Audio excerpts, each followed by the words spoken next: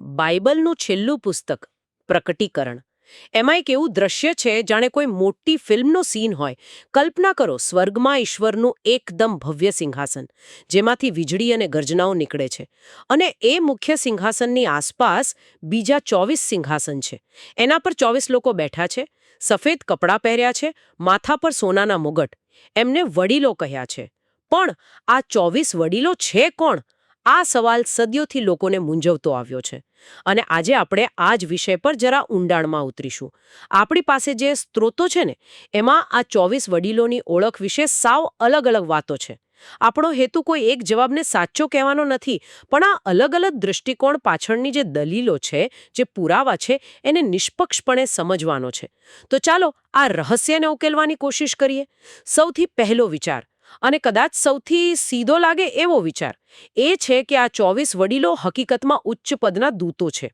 પણ અહીં મારા મનમાં તરત એક સવાલ થાય, જો એ દૂતો હોય તો એમને વડીલો કેમ કહ્યા?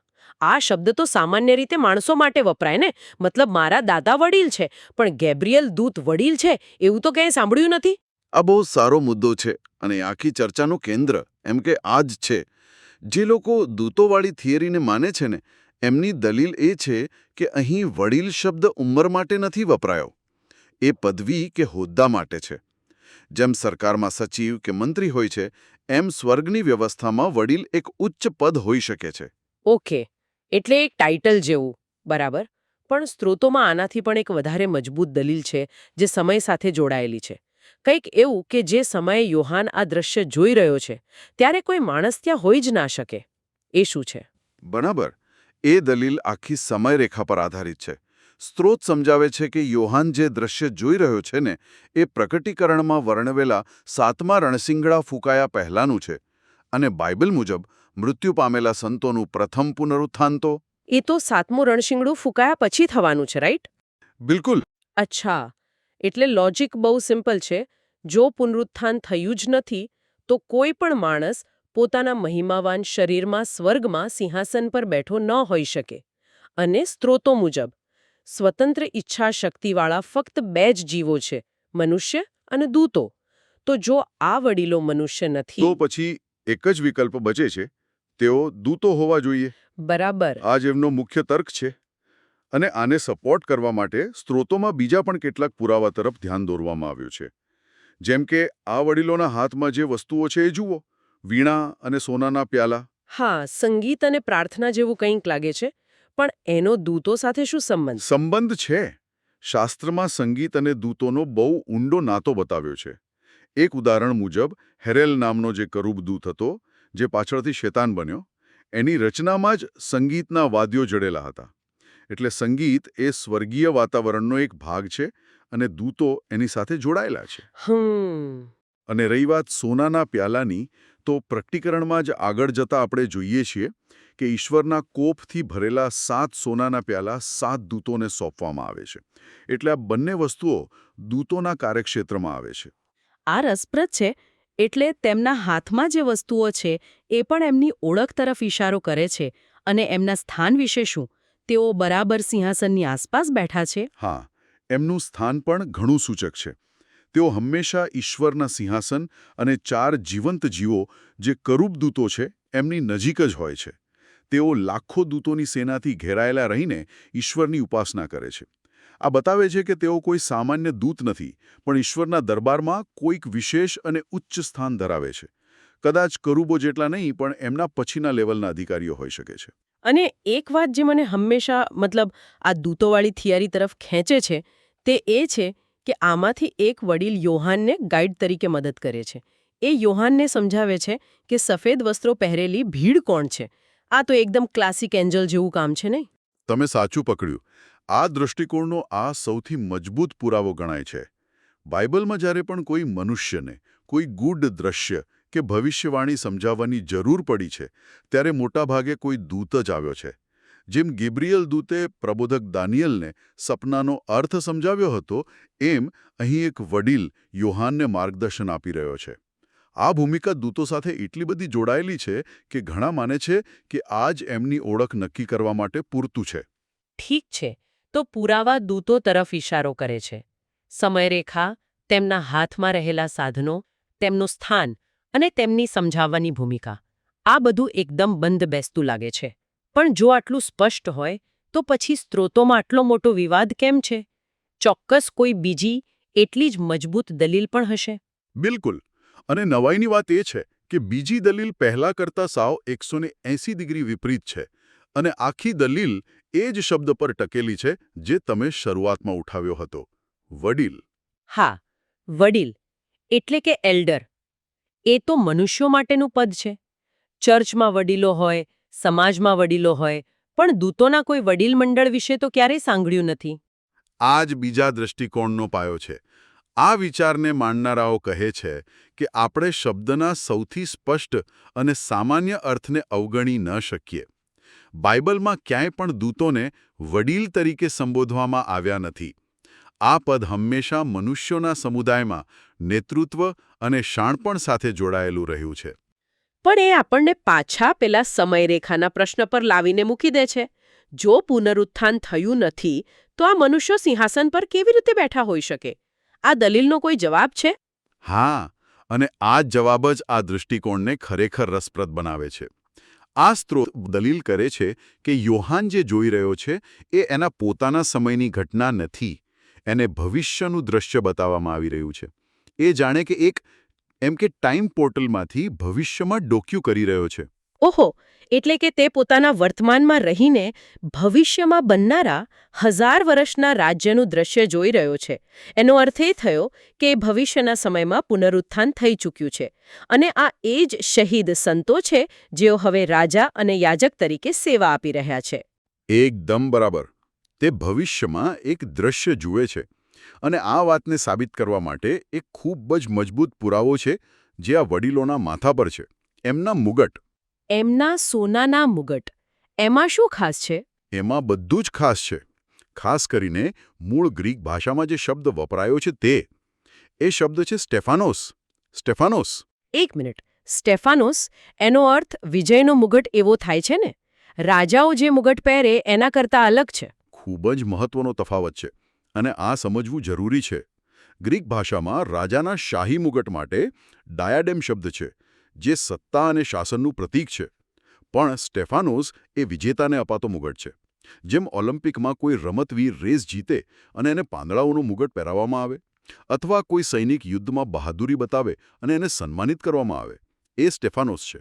એ સંઘર્ષ, પરીક્ષણ અને અંતિમ વિજયનું પ્રતીક છે. અને દલીલ એ છે કે દૂતોને આવા કોઈ સંઘર્ષમાંથી પસાર થવાની જરૂર નથી. તેઓ પૃથ્વી પરના મનુષ્યોની જેમ પાપ, લાલચ અને શ્રદ્ધાની કસોટીઓનો સામનો નથી કરતા. એટલે તેઓ વિજયનો મુગટ પહેરવાને પાત્ર નથી.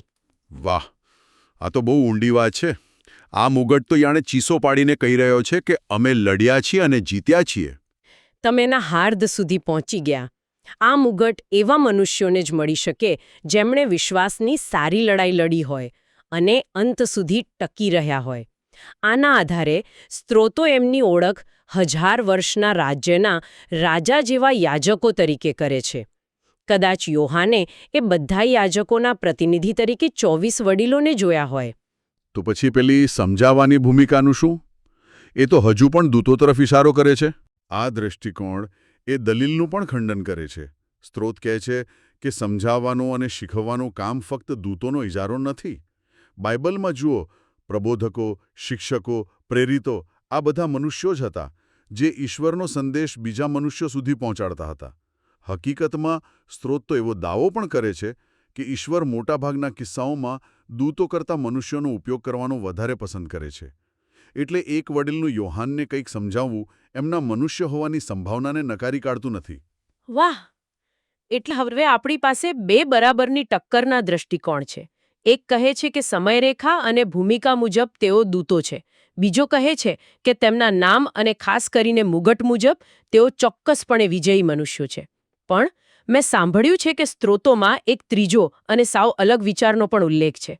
કંઈક આદમ પહેલાના લોકો વિશે. આ તો સાયન્સ ફિક્શન જેવું લાગે છે. હા, એક ત્રીજો વિચાર પણ છે જે ઘણો ઓછો પ્રચલિત છે. એ મુજબ આ વડીલો ન તો દૂતો છે, ન તો આદમના વંશજો. તેઓ એક એવી માનવજાતિ છે જેમને આદમની રચના પહેલાં જ સ્વર્ગીય મંદિરમાં દૂતોની સાથે બનાવવામાં આવ્યા હતા.